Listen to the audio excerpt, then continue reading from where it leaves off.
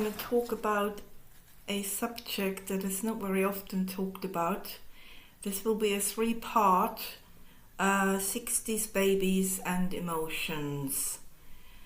Part 1, this one will be fed, clothed and do as you're told, will be the subtitle. So part 1, fed, clothed and do as you're told. So this topic is very personal to me. I'm growing up in the 60s, 70s, and it's been interesting, shall we say. It's a childhood where a lot of us being brought up more by their grandparents than parents, because they both had to work full time to make a decent living. So we had the influence of 2 generations in our childhood, which was comparable, to be fair. Both were quite strict. And yeah, so I had to split this up in 3 parts because it's quite such a huge subject. So the do as you're told wasn't just a rule as such. It was just a family law in itself. It's not about pointing fingers about the fact, it's a fact.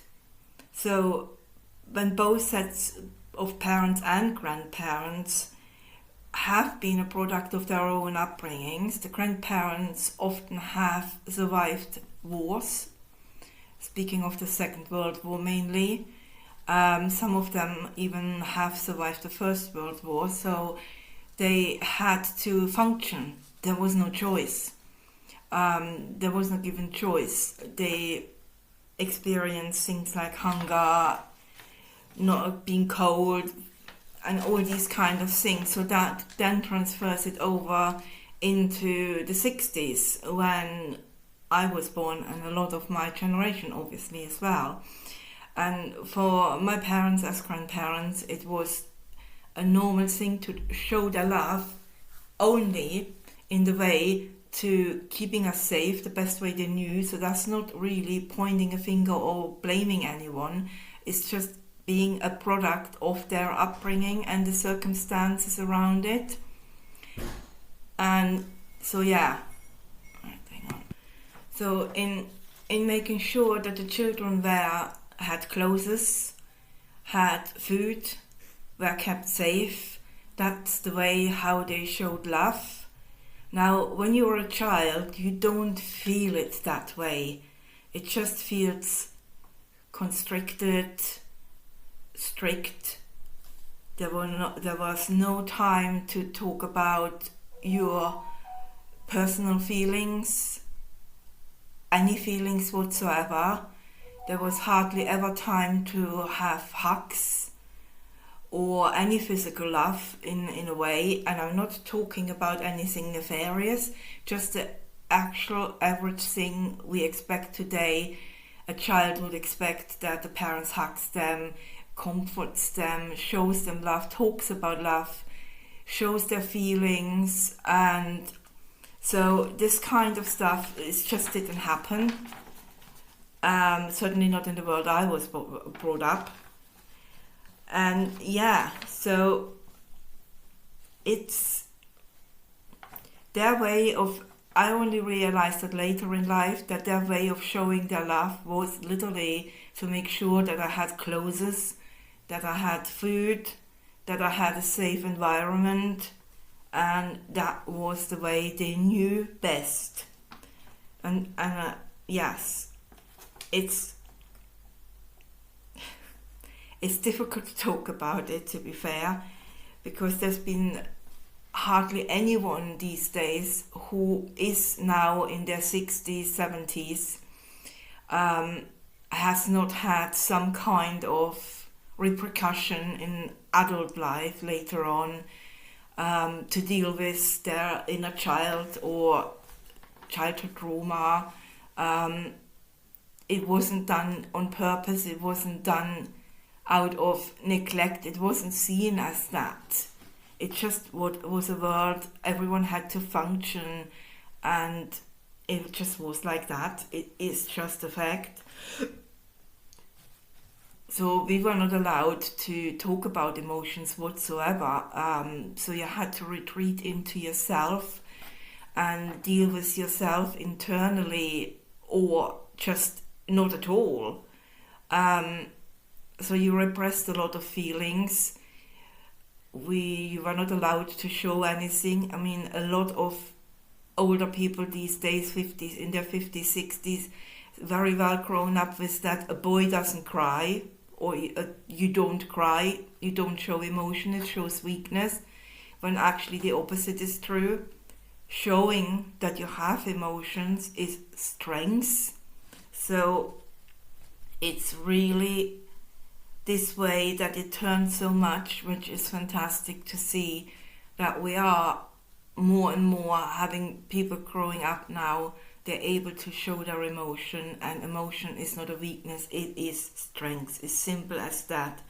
So yeah, so the emotional connection with parents then was not that strong. It was just not up for discussion, and that is, it is very hard to talk about this, to be fair. I had years of counseling because of these kind of traumas, and the way it set me up for life was not a good thing either, because I literally was too naive. I was just not ready to take on the world as I would have liked to, because we never were allowed to make our own decisions. We've been told what to do. Again, do as you're told. That is literally one of those things. So yeah, so growing up in the 60s, never been about love, but more about duty and discipline. And it's really, I think, important to talk about when you're growing up in an environment where everything was pushed underneath the carpet, shall we say. And that's how we called it. Whatever was talked within the family, or what happened in the family, it was not there being talked about outside. You were not allowed to do that, and we had far too much respect from our parents to even go against that. So yeah, it's a takeaway for me is you had to keep your mouth shut, otherwise you had repercussions. And from early on experience, that was literally what it is. You take it internally. You have to deal with the consequences yourself internally.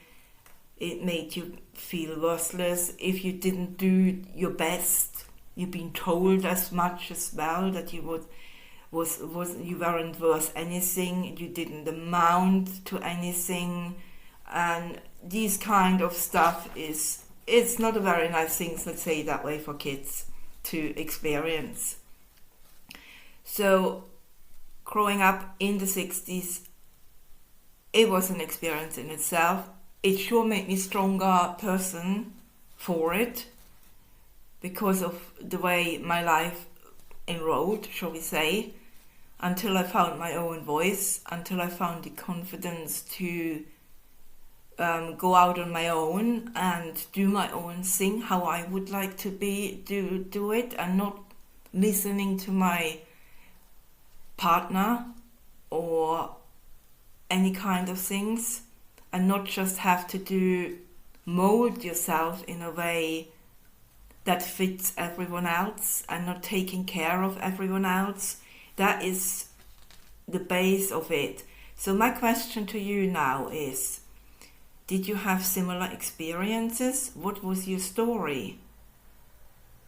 Have you also learned to be quiet, to keep the peace within the family circle or your community? I'd love to hear your story. And part 2, I'm looking forward to, the subtitle is Strong on the Outside. So thank you very much. I'm looking forward to speak to you soon. Thank you. Bye.